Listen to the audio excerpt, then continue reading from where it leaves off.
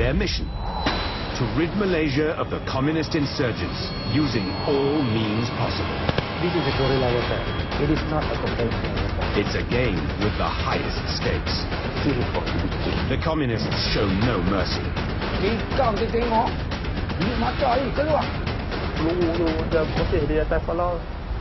An elite force, highly capable in guerrilla-style tactics, was established in 1969 to counter the communist insurgency. We wanted to work as a small team, but a very effective team. Silent and deadly. They moved like ghosts in the dense tropical jungle. They were known as VAT 69.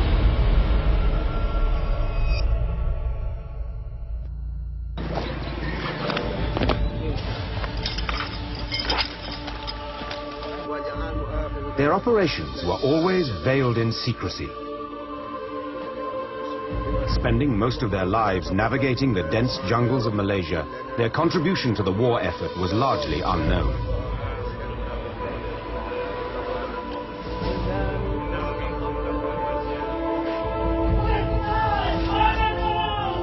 "40 years ago, they were the pioneering group of young soldiers that changed the future of Malaysia's special forces.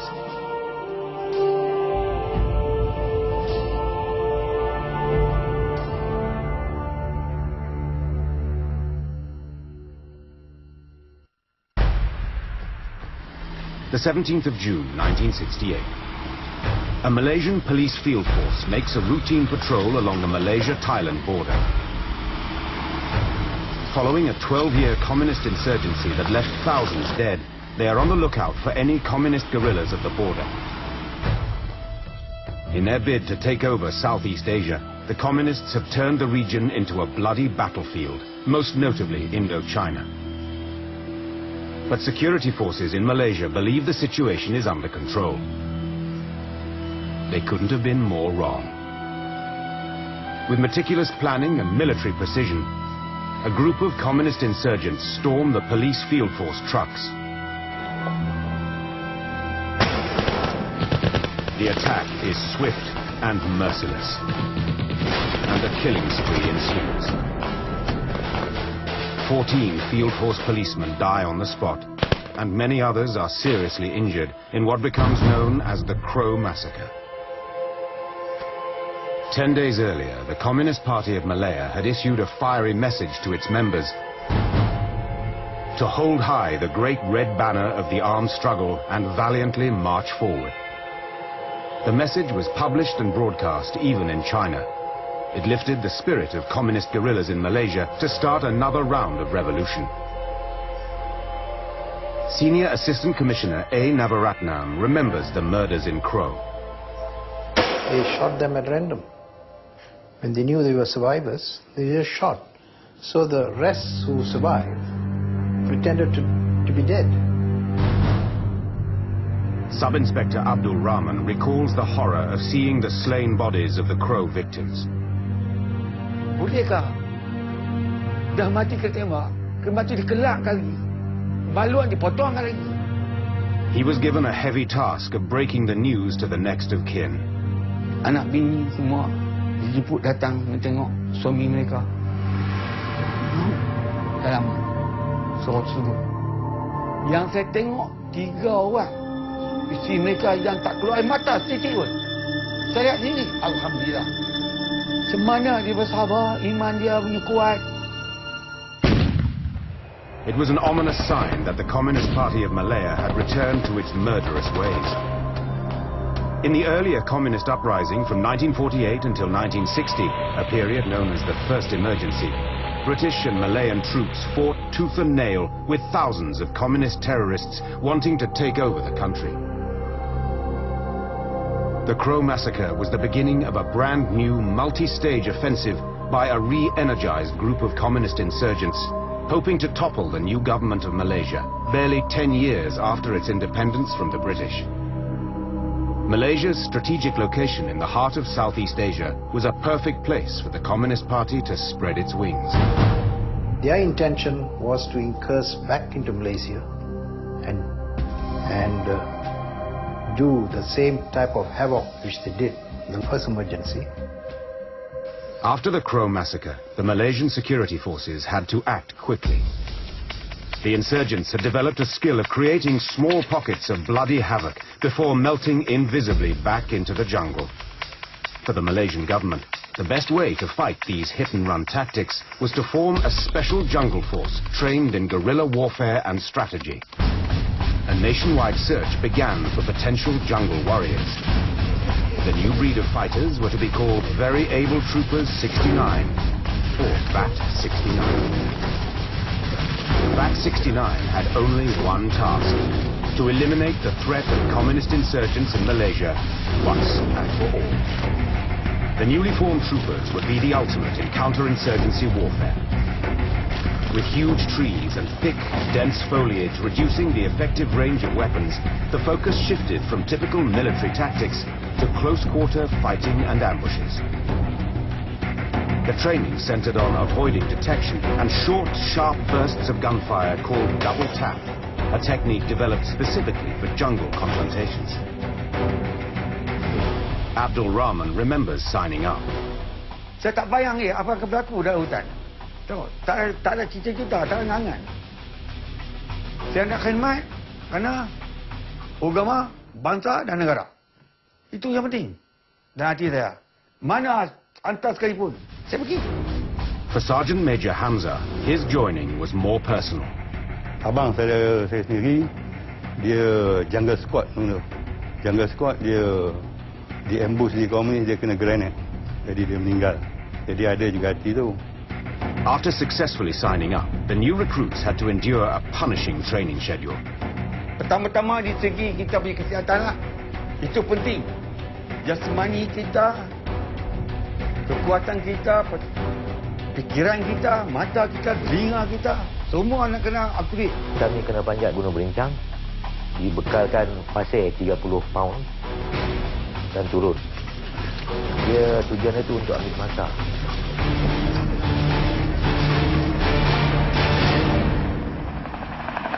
Those who passed the early selection moved to the next level.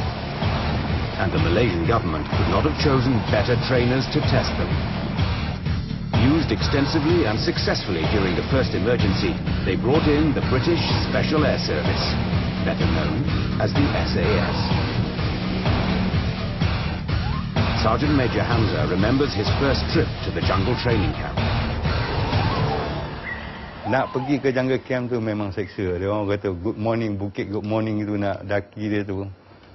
Memang orang kata bertongkat lah. Senjata tu jadi tongkat. Sampai dia camp pula tu, dia duduk, dia bagi kami tempat duduk. Nak ambil air, turun mau pergi 40 minit ke tengah jam, turun ambil air. Nak daki dia tahu. Dia bagi kami endurance, tekanan.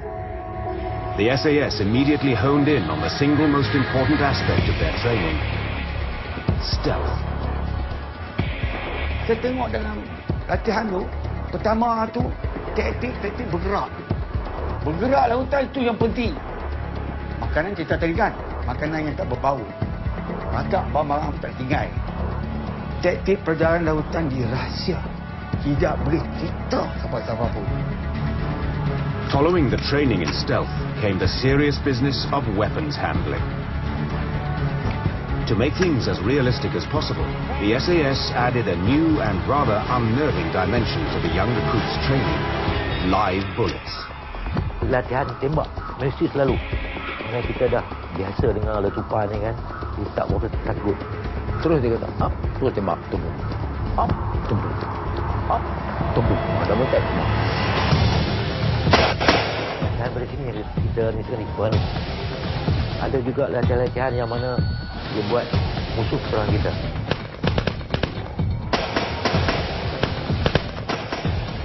Dia training, dia melatih kita betul-betul untuk memahirkan kita dalam hutan. Memang tak ada tujuan mendera. After 3 months of grueling SAS training, the pioneer troopers of VAT 69 had been transformed from part-time recruits to highly trained jungle fighters. They were now ready to take on the communists and the notorious jungle.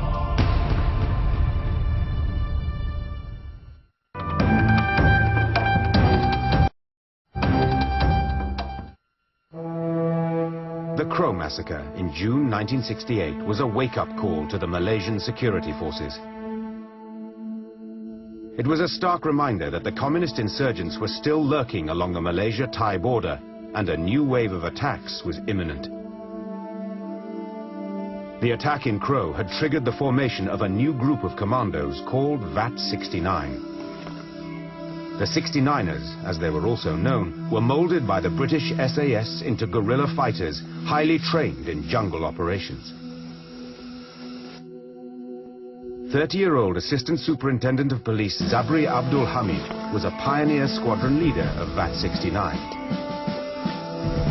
Zabri led his men in many initial duties to conduct reconnaissance on the communist movements, together with the Malaysian Police Special Branch and the armed forces. Semua fort-fort dalam Semenanjung ni, dia biasa duduk, dia jadi sebagai fort commander. In order to control the country, the communists needed to dominate strategic routes into Peninsular Malaysia. These routes would allow them to slip into the jungle fringes and the villages. We want to plot the CT incursion routes into our country, right from Selangor, right up to Kelantan. It's such a big border, but we have to take time to map up this. Communist insurgents had learned to survive in the remote jungle by skillfully stashing food away from the untrained eye. These supplies were known as food dumps and often included rice, sugar, salt, and canned food. Smoked elephant meat was also a speciality, as the tough meat could last for a few years if sealed properly. To cripple the enemy's ability to survive long-term in the jungle, it was imperative to search and destroy the communist food rations. But detecting the enemy through triple canopy rainforest from the air was virtually impossible. So there was only one answer: send in the ground troops. Maneuvering around the jungle was a dark, hot, and extremely humid experience for the 69ers. With 3 layers of trees cutting off almost all sunlight, the jungle's hostility was magnified by infested swamps, dangerous wildlife, and continuously heavy tropical rains. When the triple canopy did open up, the vines and vegetation became so thick it would take the commandos 2 hours to cover 50 meters. To have any chance of finding enemy weapons and food dumps, VAT 69 needed someone with exceptional tracking skills. The Aborigines, or Orang Asli, the original native people of Peninsular Malaysia, were known as excellent hunters and trackers. In a small unit like this, where you move in only six people, the tracking element is very important. So the tracker goes, something else can happen. Tracker ni bukannya setakat mencari kesan, dia juga akan mengesan musuh. Akan mengesan kiri kanan tu ada tak musuh buat serang hendap dan sebagainya. So orang nombor satu ni adalah penjamat bagi patrol tu. Of the many trackers who joined VAT 69, one particular Orang Asli stood out: Sergeant Major Apot Saad. Apot, who had spent his life growing up in the Semai tribe in Perak, was highly sensitive to the rhythm and pulse of the jungle. He can even tell you whether the track belongs to a male or a female. Ciri-ciri tracker tu lengkap pada diri dia. Hidung dia, deria bau dia, dia pendengaran dia, penglihatan yang tajam. Memang teliti apuk dia. Masa tu kami jejak musuh. Jejak memang dah jumpa lah, memang pasti musuh. Kesan betul-betul hujan petang tu. Jadi kesan hilang. Kemudian Apot ni ialah apa kata orang telah dianugerahkan, telah jumpa balik tu walaupun hujan telah hakiskan dia punya jejak-jejak tu. With Apot's excellent tracking skills on board, the 69ers embarked on their first seek and destroy mission, Operation Sukat. Their target, a network of food dumps covering an area the size of Singapore. The 69ers had to perform an open tactical maneuver, since the intended location was tapioca farms alongside the fringes of the jungle. In an area full of communist sympathizers, that meant disguising themselves as land surveyors. Okay, you will go into this area, Jalo. Tapioca plantations are there. Pretend to do a survey. Jamil recalls Zabri's covert tactics to gain information in their target area. Sampai perangkat itu dia nak tengok ada pergerakan musuh kat itu, sampai perangkat dia terbang tu buat trek di atas bukit. Pakai parang tu betul. Trek tu kita buat tu macam topo lah, suka buat dia punya trek topo lah. Penat juga lah yang tu pun, walaupun menyamar kan, tapi penat lah. Mulut dia pun bising. Tujuan dia bising tu supaya kalau ada musuh tu yang sebenarnya, musuh tahu dia bukan pakai mata, ni orang topo. After capturing and interrogating 2 communist agents, insurgent activity in the area was confirmed. One fellow tried to run, he was shot in the leg. The other fellow tried to run, but then he saw his brother hurt. He decided to remain. Both were arrested. Lorry sent to the police station in Sungai Siput. Both the guys were also taken there for interrogation. For most of the 69ers, it was the first time they'd face a real enemy. Dengar bunyi dah tahu dah memang betul, bunyi drum. Diorang ni tak tahu kan kita. Masa tu kita memang pergi, itulah macam mana kita belajar. Seberapa slow yang boleh kita pergi. But as they weaved their way through the undergrowth, bending branches aside and squeezing through obstacles, an insurgent appeared out of nowhere. Without waiting for orders, Sergeant Jamil opened fire. Dia tembak tu, kong kita bunyi, masa tu arwah Zabri semua belum sampai lagi ya. Bayangan tu mungkin musuh lagi. Dia orang baru tahu mungkin target dekat situ. Bila tembakan yang pertama bunyi saja, semua dia orang di belakang pun dia orang bantai juga lah. And an intense firefight started.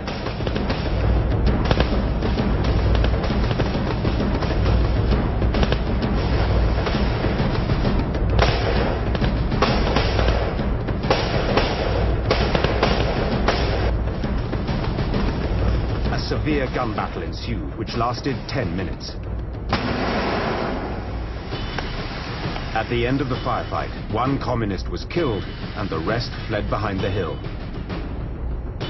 But Zabri was furious at the new recruit for not following strict orders. Dia pun masuk dalam, dia sampai kat saya. Kena. Kamu gopoh lah, dia kata macam tu. Yang saya ingat dia tegur saya lah. For most of the squad, it was a baptism of fire. That kill really inspired us. And of course, during that firefight, a lot of things happened. One fellow got up and wanted to charge. These guys who stood up, they became the best in the unit.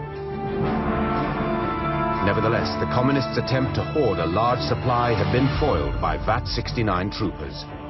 Took away 18 drums, 1/8, loaded with rice, sugar, salt, and some cooking oils. Despite their first victory, the real confrontation between the 69ers and the communist insurgents would be in the bamboo area.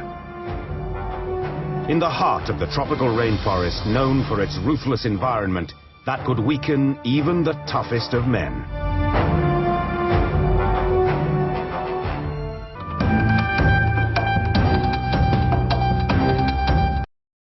In 1969, the VAT 69 commandos relentlessly pursued the communist insurgents throughout Malaysia.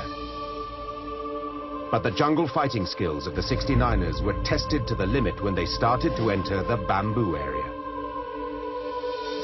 Navigating through towering trees 60 meters high, conditions for tracking the enemy became much more extreme. Wild animals, swamps and impenetrable jungle dominated the terrain. Yang paling takut tapi jarang jumpa pak belang ni, tapak saya jumpa, tapi gajah biasa. And with humidity levels at a constant 90%, dehydration and exhaustion hit the troops hard. But more than that, the bamboo area was vast. You can't cover the whole area. Just impossible. Even half of that area you can't cover. You got been right through. It's massive and rugged. To the communists, however, the bamboo route was a precious superhighway of food and weapons between Malaysia and their HQ in Thailand. And they would protect it with their lives. For the communists, it is a place for them to build up their movement, their operation, to build up. For us, we have to disrupt them, to stop them from expanding towards the local population. Stretching over 200 kilometers along the mountainous backbone of the Banjaran Titiwangsa, the steep mountains, ravines and thick jungle made it very difficult for the 69ers to hunt their enemies. Even for an Aborigine master tracker like Apot, the bamboo area was tough going. Kawasan buluh lah.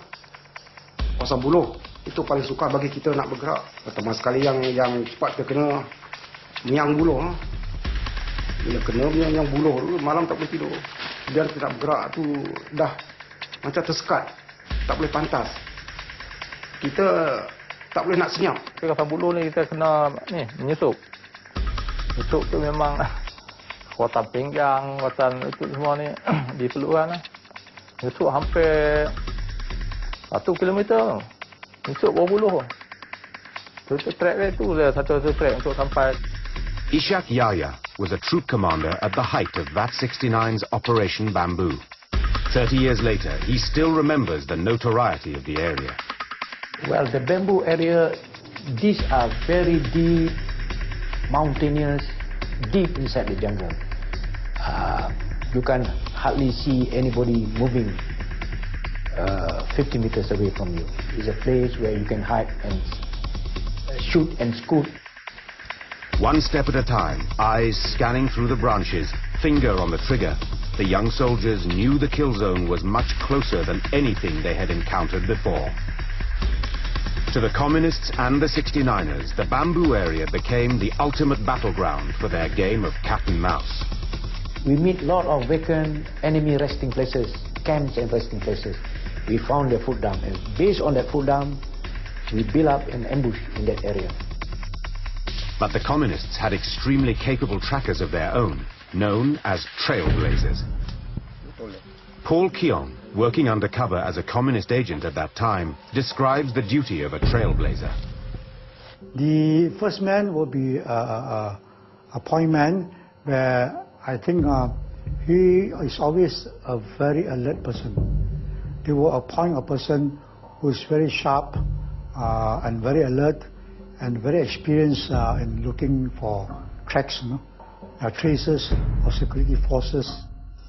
Moving in a single file of between 3 to 5 meters long, it was the last person's duty to clear up any signs of the communists' presence, like footprints along the track. So if it doesn't sweep the tracks properly, and then the security forces might be able to pick up the tracks. But the communists, still considering the bamboo area to be a safe haven, occasionally let their guard slip.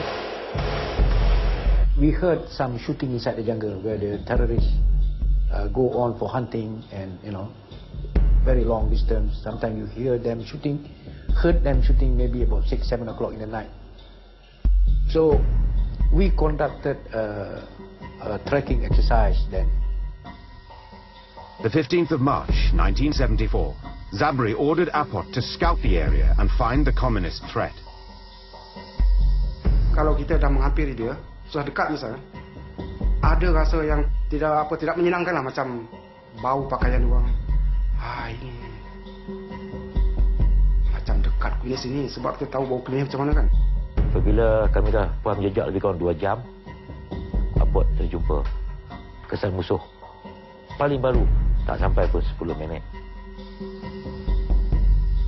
After making a huge loop by climbing a small ridge, Apot moved in closer to take a look.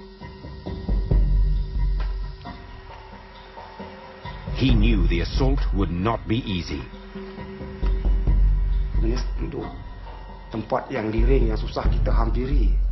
Yang kalau kita nak rapat dia pun mesti dia nampak kita dulu.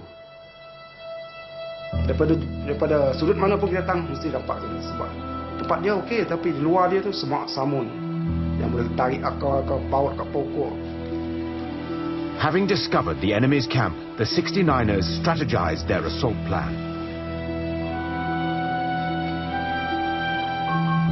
They would charge in extended lines, center, left and right flank, the 69ers' signature tactical formation in fighting the enemy.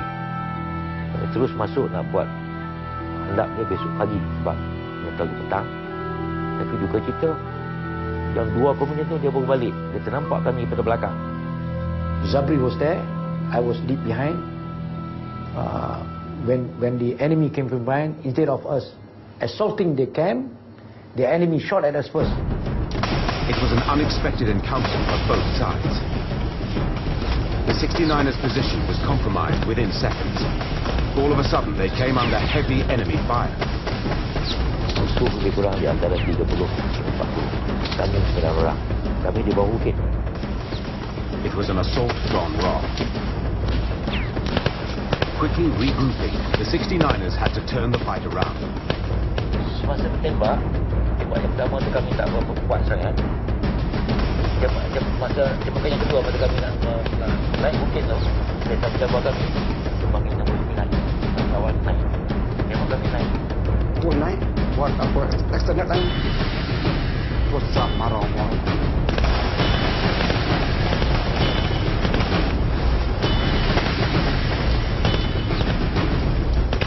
After 10 minutes of intense fighting, the communists melted back into the jungle, leaving behind a large amount of rice, sugar, as well as medical supplies. Ishak remembers an interesting discovery during this operation. There are stones barricaded in the stream, like a dam, small dam. But the stone was moisture, very slippery. Apot examined them more closely. And he said, it is not stone. And he looked down and he found that it is the elephant meats. With jungle temperatures soaring as high as 35 degrees Celsius, it was a practice to keep food fresh by hiding it in the river. For the 69ers, it suggested an enemy camp must be near. Overall, it was a narrow but important victory. Kami dapat kawan kami itu termasuk senjata, makanan, termasuklah daging gajah yang telah disalai. After 58 days of deep jungle tracking, the VAT 69 commandos captured and destroyed a chain of food dumps and 21 enemy resting places in the remote Singor Valley.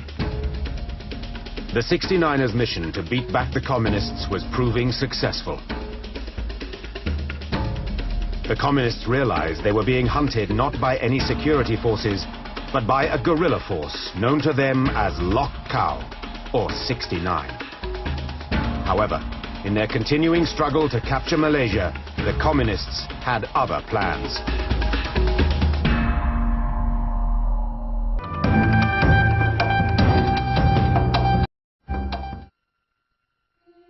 VAT 69's relentless pursuit of the communists in the bamboo area had paid off. They were now a force to be reckoned with. Underground spy Paul Keong remembers the communists' view of the 69ers. Among all the security forces group, to them, they say the 69 are much better. Much better in the sense that they are more experienced in jungle warfare compared to the other units. And they are quite determined and committed. To regain traction, the communists played their deadliest hand yet. Homemade mines. Inside the jungle, there are places where you cannot negotiate anywhere else. You have to go through that point. That congruent because of the terrain. And that is a very likely, 100% sure they will place a booby trap. They will plant booby traps along routes where it's frequent by security forces. And when they are retreating from a firefight, they fear that the security forces will give a hot pursuit, then they'll plant the mines. It was a tactic they deployed with devastating effect. I think we were more scared of the booby traps than the real fighting. Fighting, you can see the enemy. Here you don't see the enemy. Sergeant Major Hamza knows the agony of being hit by a booby trap. Sampai di hospital, mereka tak dapat habis keluar lah. Satu, saya ingat di sini ada 2 kecil. Tengah-tengah ni ada satu macam paku. Lepas tu di belakang ada satu. Dekat tulang belakang ada satu. Sampai sekarang lah, kat dia tu adalah sikit-sikit sakit. In August 1975, a police field force boat with 4 personnel travelled along the Kennerong River towards VAT 69 Tactical Headquarters at Fort Tapong. They were delivering foodstuffs and petrol to the 69ers. Jadi kami dah buat ambush, tak nak masuk ke 3 bulan dah. Tak berjaya, musuh tak masuk ke situ. Jadi dah masa tu dah untuk nak tutup operasi dah. Jadi ration kami dah nak habis. Jadi sementara nak menunggu helikopter untuk mengambil kami, jadi kami perlukan supply lagi lah. Jadi terpaksa boatman hantar melalui boat. When the boat did not arrive as expected, Squadron Commander Zabri Abdul Hamid knew something had gone wrong. Petang lah, terdengar bunyi sayup aja bunyi letupan. Sikit-sikit lah tembakan.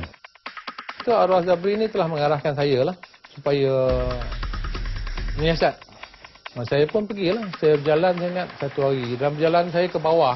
Saya ni tersapu naik atas sikit, Kuala Lumpur bawah. Apabila cross sungai tu kami jumpa. Bekas macam kawasan terbakar. Kawasan terbakar dan disyak di situ lah. 10 kilometers from Fort Tapong, the abandoned boat was discovered, along with the bodies of 4 field force police. Satu mayat dalam air terikat dengan tangan dia, terikat jala. Satu mayat tu orang kata jumpa juga, badan dia penuh lah kena tembak. Satu lagi body di atas tu saya sendiri rescue lah. The next day datang, kita selam lah dan dapatlah 4 mayat tu. Lepas dikeluarkan dari boatman. They had been tortured to death. Zabri warned his men to be on full alert. Sampai di Tapung dia pun terus bagi tahu Hamzah, kamu besok, kamu mulai sekarang jangan buka boot. Mungkin orang kita akan bertempur. The 69ers knew the enemy wanted to slip out of their grip before cutting north towards the Thailand border at Batong. The VAT 69 commandos immediately split into 3 patrols, with 18 men searching high and low for traces of the enemy. Pada 3 September 1975, kurang lebih pukul 3, masa kami turun daripada bukit, nak pergi kebenaran daripada arwah Tuan Zabri untuk nak ambil minum. Kami 3 patrol, ada 18 orang. Dan saya duduk ke belakang, duduk ketiga. Duduk yang pertama telah ternampak musuh. The 18 troopers were caught in an intense firefight with almost 40 communist insurgents. Dia orang buat macam V-shape, terus serang kami. Dengan kuatan yang ada tu, dia orang, yang saya tahu dia gunakan 40 dan 60 mm mortar. Kiri dan kanan. Oh, memang hebat betul tu. Sebab kami cuma tak boleh nak bangun sebab dia punya peluru tu macam hujan lah. Dan tembakan tu ada cakap lah kalau kita panggung memang kena. Sebab dia kalau peluru tu macam putih di atas kepala, duk kena apa? Batang-batang buluh tu.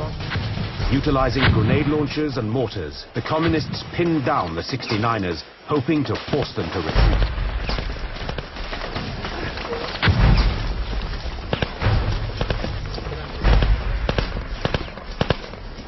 Saya tahu dia pun jerit.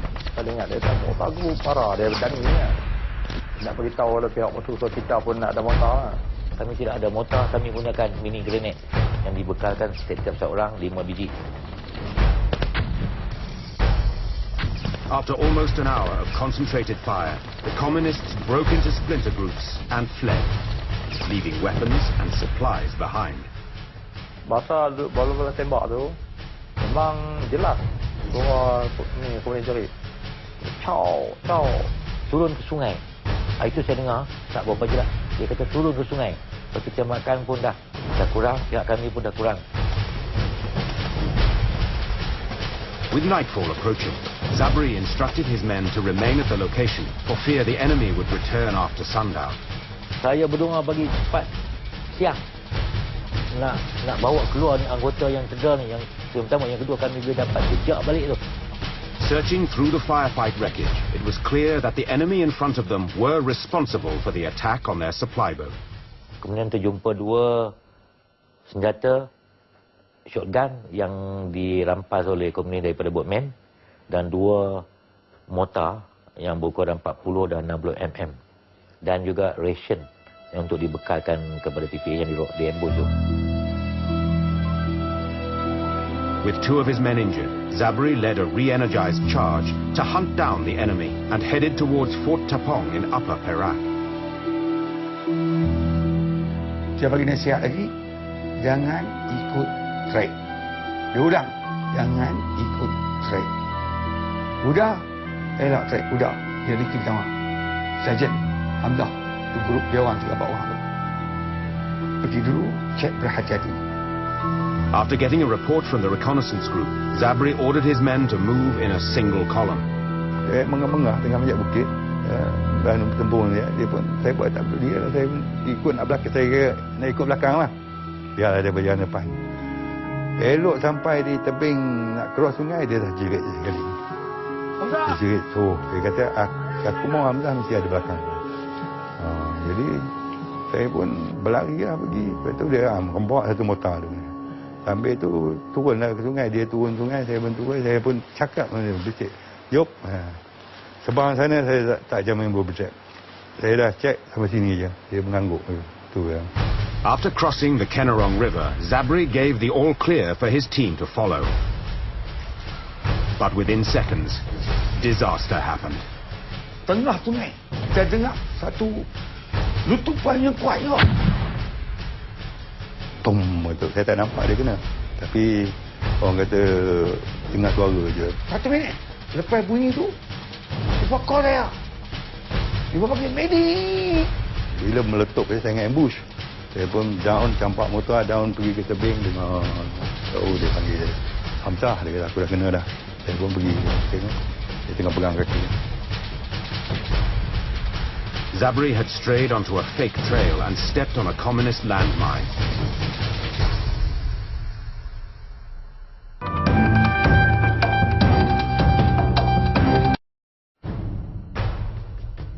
After crossing the Kenarong River, Zabri gave the all clear for his team to follow. But within seconds, disaster happened. Zabri had strayed onto a fake trail and stepped on a communist landmine. Sampai tempat dia, tengok tulang kaki dia memang ni dia pecah. Zabri was losing a massive amount of blood. Rahman, the team's medic, tried frantically to save the boss. Sambil rawatan, sambil otak dah jalan.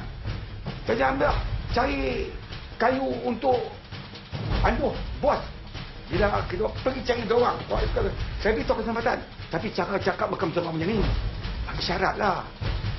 Bagi syarat ya, buat ni, naik. Kontak, November.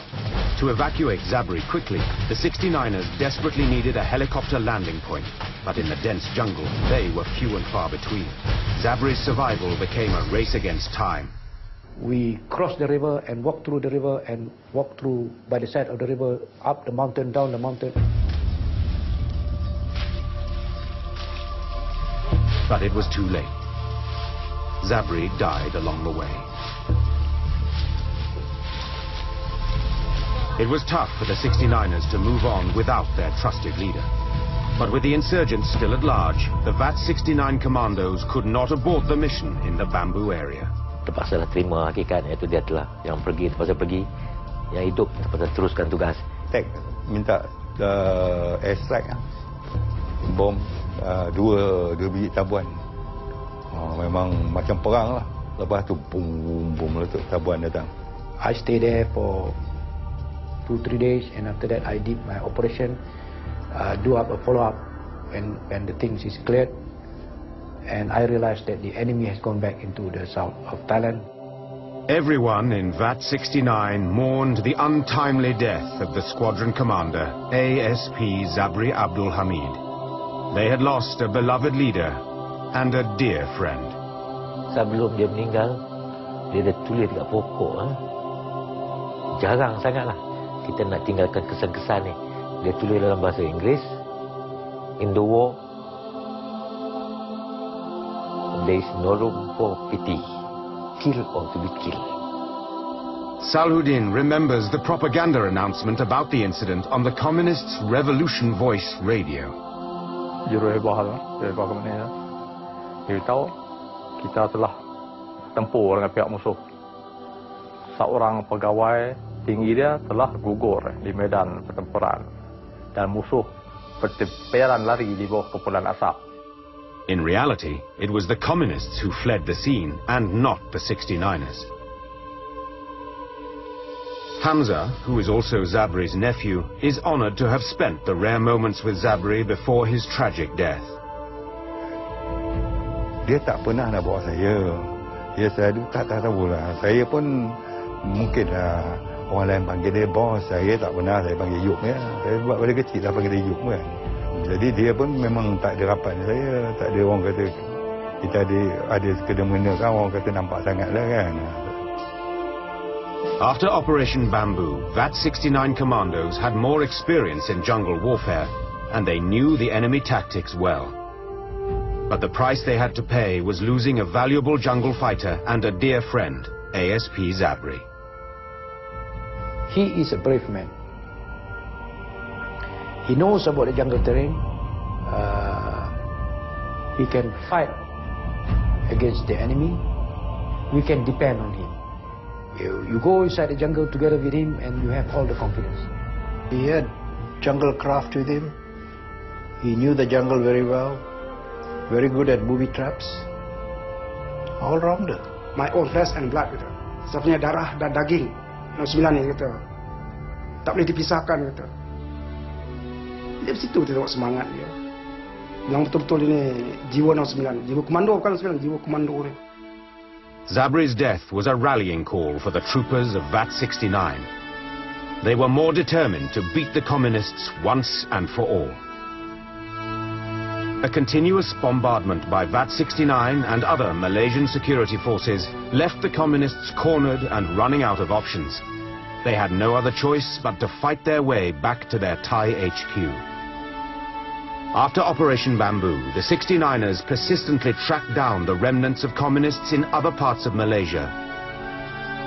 In December 1989, 20 years after the formation of the very able Troopers 69, representatives from the Malaysian government and the Communist Party of Malaya, CPM, signed a peace agreement witnessed by Thai government representatives. Under the agreement, all armed activities between the Malaysian security forces and the Communist Party of Malaya would come to an end. The CPM would have to disband all of its armed units and destroy its weapons arsenal and the deadly booby traps scattered around Malaysia and South Thailand. For VAT 69 pioneer troopers, the peace accord marked a new chapter in their personal mission to keep Malaysia safe. Nak kata lega tak lega, tapi bila dalam fikiran bila Komunis nak bangun semula. Sebab dia letak nyata, dia tak buang ideologi dia. Walaupun aman, kita terpaksa berjaga-jaga. Sebab daripada segi keselamatan tu. The elite commandos continue to serve Malaysia to this very day. They are equipped with better equipment and facilities, but they owe their status to a humble group of men who fought for real in the jungles of Malaysia 40 years ago. Banggalah, tapi dalam bangga-bangga tu masih ragu-ragu tentang yang ada sekarang ni, sebab dia bila dah keadaan tak ada komunis, skill latihan tu diubah. Kena bersedia daripada sekarang benda ni, bertingkat korang punya mengikut situasi semasa. Zaman saya dah berlalu. There are about 300 men in the current elite force known as 69 Commando Battalion. They serve in a modern environment, but are still trained in jungle tactics. Even now, in peacetime, the new generation of 69ers continue to be inspired by the battle-hardened and brave pioneer troopers of VAT 69.